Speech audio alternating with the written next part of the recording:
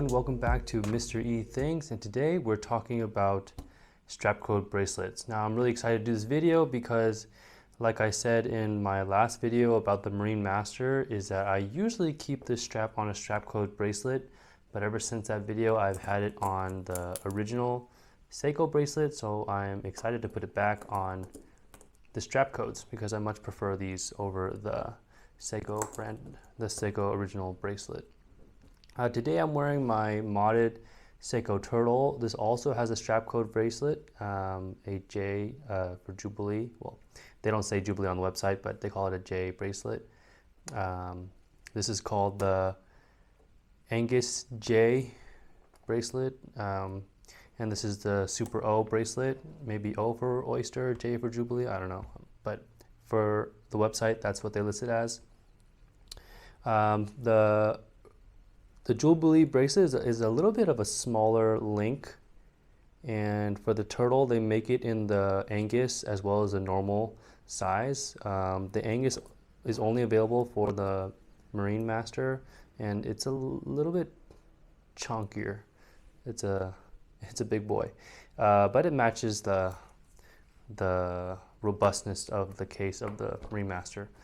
So let's start out with the Super O. Now the Super O is a very classy looking sporty design, and you can see one of my criticisms about the Marine Master was the long links, and you can see here how much longer like a single link is than the than the original Marine Master bracelet. So another benefit that I like over the original strap is that the Strapcode uses screwed links versus the pin collar in the Seiko. I do think that the Seiko, the original clasp, is better in a sense of its functionality of being a much longer extension. But when you wear it extended, it looks like this. You can see those the ratchet ends. You can see them sticking out.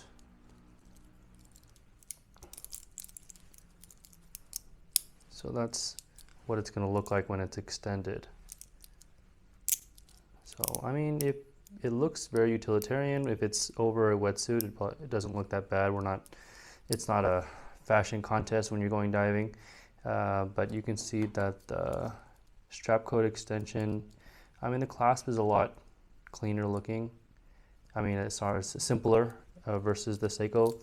I don't like the Seiko clasp because it looks the same as all the other Prospects clasp. Not saying it's cheap, but yeah, I mean, you got the same class as what you find, same looking class as what you find on the $200, $300 watches. But this one does, yeah, have the extra dive extension, so it's not the exact same clasp, but they do look similar. So anyways, yeah, these yeah, they're all scratched up. Oh, one more thing I want to say before I take off the Seiko bracelet is that the Marine Master 300 has a Dia-Shield coating, so that darkens the stainless steel a little bit. It's just slightly tinted, I would say. So you can see that when you get the raw stainless steel, like what's on the Strapcodes, is that the stainless steel is a little bit lighter. When you have it all together on the watch, you'll see that you cannot really see the change in I guess the complexion in the color. But yeah, if you really focus on it, the strap is lighter than the watch. Luckily, with all the angular play and light play on the watch case, you really don't notice it. I mean, no one really is going to notice it unless you're specifically looking for it. And that's about it. The Strapcode makes really great bracelets. I mean, the end links are solid end links, and they fit tight. I'm a little bit worried about videoing this because sometimes it takes me a while to get these on. I'll probably just speed up the video. But yeah, they're solid end links. They're really tight. And yeah, I wish there was a safety clasp that you see to lock it in place, like what you have on the original bracelet. Just for a little bit peace of mind, this safety clasp. But like I said, the majority of my dives have been actually with this bracelet here. And yeah, I've never had any issues of it coming loose at all. But yeah, the only thing that's holding it in is these two pushers here. You open it, but I mean, if it pops open like this, it's not like it's just gonna fall out, you know. It's just, yeah, it's not ideal, but again, I've never had a problem with it. But I guess never say never, huh?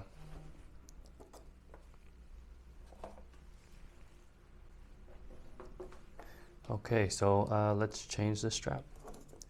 All you're gonna need is a very small pusher, because the Marine Master does have drilled lugs.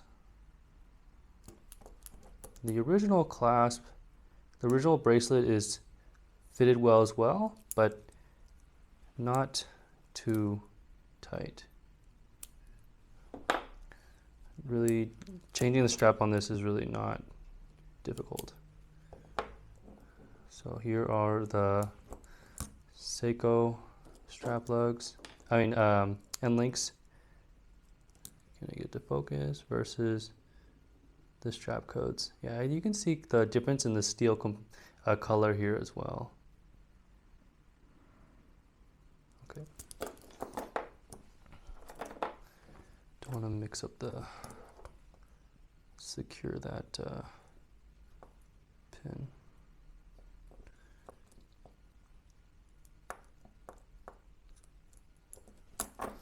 Also, I must say that the end links on the Seiko though, I think it's nicer in like the finishing.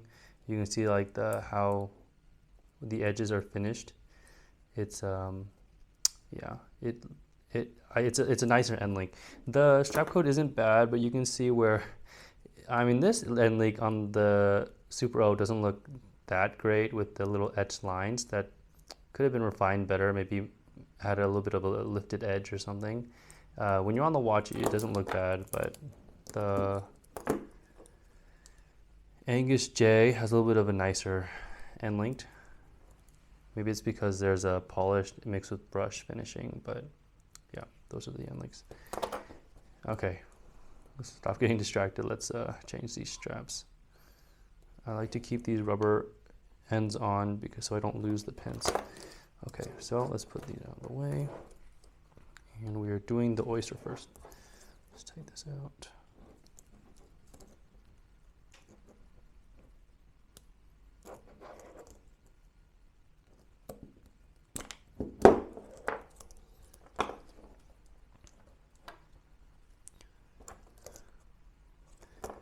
And the strap codes also are compatible with the same, you know, fat spring bars that the Seiko uses. So yeah, that's good too. Everything is made to be very strong in the strap code, so I don't feel like I'm losing any capabilities when using a strap code bracelet. Okay. Yeah. Let's see if I can get this on the first go. Sure.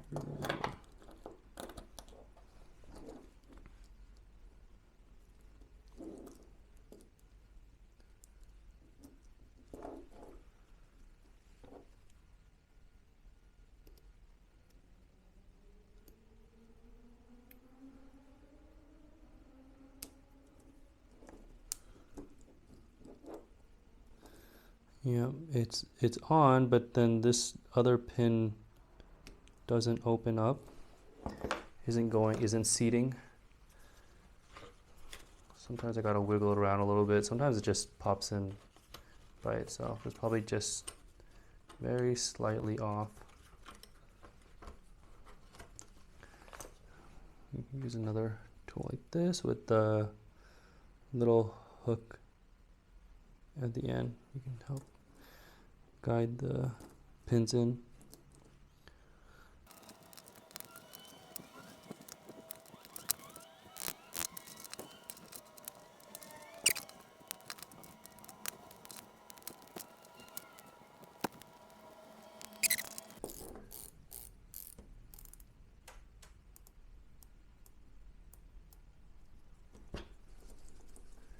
Okay, so here is the Super O.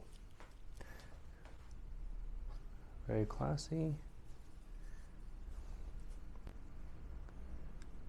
Now I don't quite like how this lip sticks out. I'm not sure why they have to make it like the edge stick out like that, but I thought it would bother me, but it really doesn't bother me much. I really like the cleanness of the buckle. It's, you know, understated, very simple looking. And yeah, here's the Super O. Here's the end links on the watch. Yeah, you don't really, it looks fine. It blends well. It looks like it's made with the watch. And you can see the difference in the color, or maybe you can't, hopefully. I think it looks okay. Everything is good. Fidget with the bezel. Yeah. I really think it elevates the look of the watch. I think it looks much nicer. And it feels, I think it's more comfortable because of the fact that the links are much shorter, so they can fit much better to your wrist. There's more like actuation points, so it can make a smoother circle. Yep. All right. There's not really much to say. It works really nice. The extension is not as far as what you get on the Seiko, but I think it looks a little bit more finished. I feel like the Seiko one, the exposed, you know, ratcheting points, it looks like it's exposed, like the inside of the watch has been exposed. But yeah, this is a little bit, I think, cleaner looking. But yeah, this one is just long enough to fit over my glove and wetsuit. It's almost, I think it's even less than what you'd get from a more basic dive extension like what you have on the Marathon, where it's just a flip out clasp. I think that one actually is, yeah, that one is definitely, you're definitely getting more of an extension on that, but a little bit similar. So, but functional, it works. I mean, I think I would have to use a different strap if I was putting it over a dry suit though, so keep that in mind. But I think for the majority of people that complain about the fact that the watches have a bulky clasp and they don't like dive extensions, this is not gonna bother you. It's much nicer than the Seiko one. Oh, another one about the Seiko that I think adds to the fact that it's not so comfortable is that the clasp on the Seiko, though it looks smaller, it's actually really long because it has to house that ratcheting extension. So it's actually really long. So it doesn't, for people with small wrists like myself, this whole chunk here cannot adjust the curve, only what's set in the clasp. So yeah, so even though the actual buckle itself looks small, it cannot adjust from these 2 points. This is like the only curvature you're gonna get. Versus with the Strapcode, the clasp looks bigger, but actually your extension points, it's only a forced curve from here, and then from there on you get all these links that can, you know, curve as much as they want. So yeah, that is the Super O.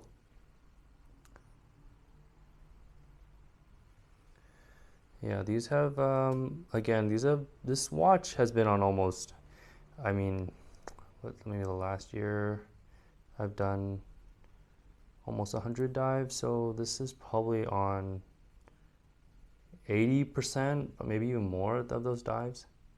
And yeah, so it's got quite a bit of scratches on the bands and the clasp, but you know, it's held up well. None of the screws have walked out or even loosened. Yeah, this is a good watch. I really like this watch. All right, let's try the Angus-J, sorry. I think that they had to remove the names because someone was getting a little bit, someone didn't like them using the maybe trademark name, so anyways.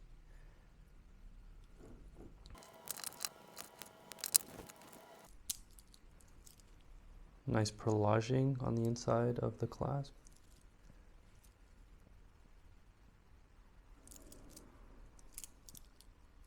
Now, it's a little bit stiff to push in, so for me, when I close the clasp, since these teeth are the only thing that's holding the watch in on this this pin here, I push the pushers down when I close it and then release it. If you don't, it's quite stiff to push it in. You can. I've had people do it, but I prefer to have the pushers pushed in. Okay. So this.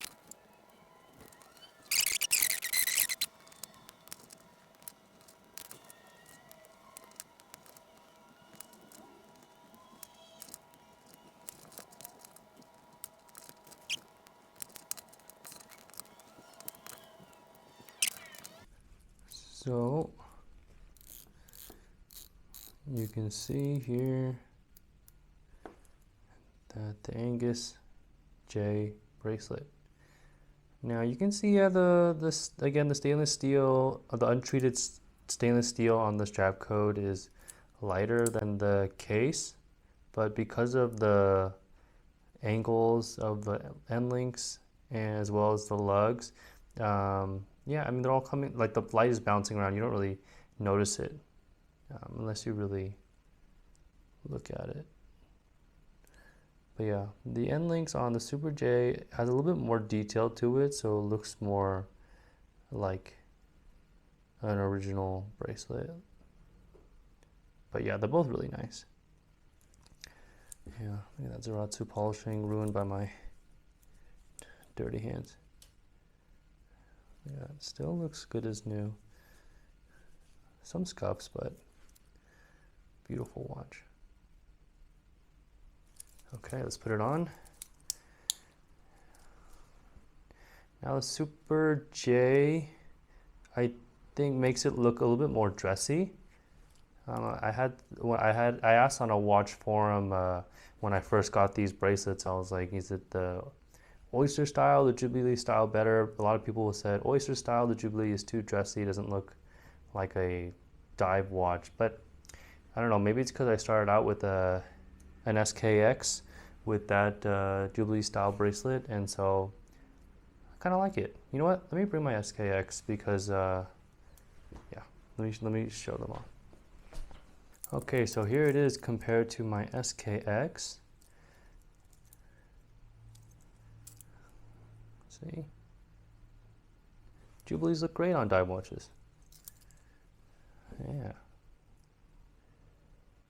So if you like the dimensions of the original Jubilee on the SKX, then you can get the normal Jubilee from Strapcode, and you can see the difference between all Strapcodes have solid end links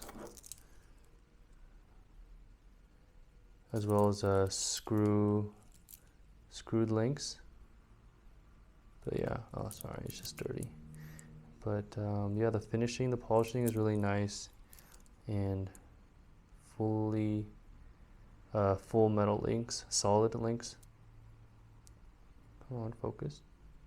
Yeah, where the original Seiko bracelet, I mean even some Rolexes were like stamped bracelets. So yeah, you can see the end links, these little points that join the links, they can actually become, you know, stretched, and that's why you get some old watches that have stretch bracelets.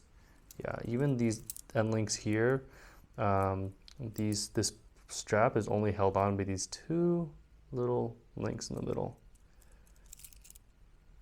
But that's also what makes this watch so comfortable, I think, is just how flexible this watch is.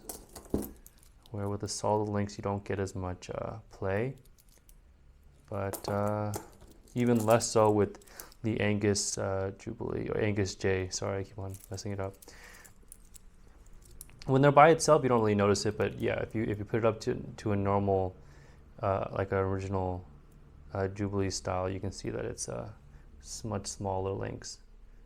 But the bigger links on the J, I think, just contribute to how robust the Marine Master is, and just makes it feel like a really solid watch.